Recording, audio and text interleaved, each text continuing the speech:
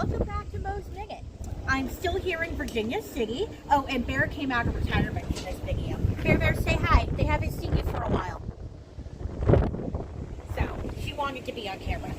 And I am here on D Street in Union in Virginia City, and I'm at a plaque that commemorates where the home, or the crib, I shouldn't say home, the crib of Julia Bullette once stood. So Julia Bullette, no one really knows about her beginnings. They say she was born in England, but that seems unlikely. She was probably born in New Orleans and came here. And she was a lady of the night, a madam, but she was very popular because when she first came to Virginia City, she actually worked as like a nurse, basically. And she was helping take care of minors when they were injured or fell ill, and so she had the respect of basically everyone in town.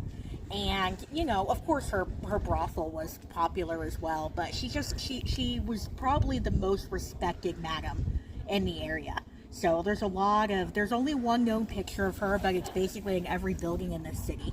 And the Clampers chapter of Virginia City is called Julia Bullette. Like, there's a lot of homage to her around. So, in 1867, she was murdered by a man named John Mullane, I think. And he murdered her for her jewels. And so, they found her body the next morning, and all of her jewels and stuff were missing. And then the town gave her the most elaborate funeral that had ever been seen. Like, basically everyone shut down. The volunteer fire department was like transporting the hearse. Like, they went the whole 9 yards because she was so beloved in the community. And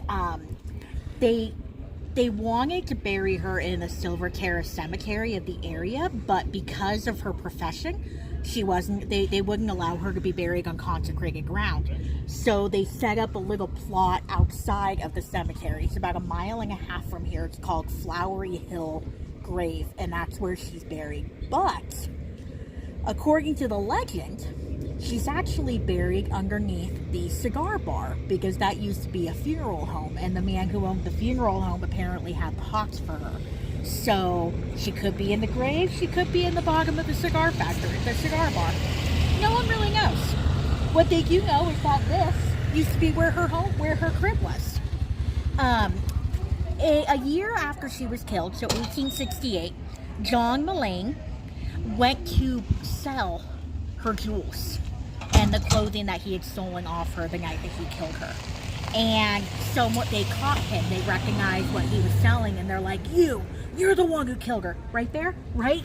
Yeah, it was very, very dramatic. It was very much like you killed her.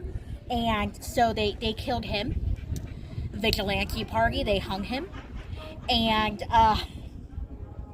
so the day of his execution, Mark Twain was giving a talk at the Piper's Opera House, and because Julia Bullette was so respected in the community, everyone went to the execution of John Mullane, and no one went to Mark Twain's talk at the Piper Opera House, and apparently he was a little upset about that.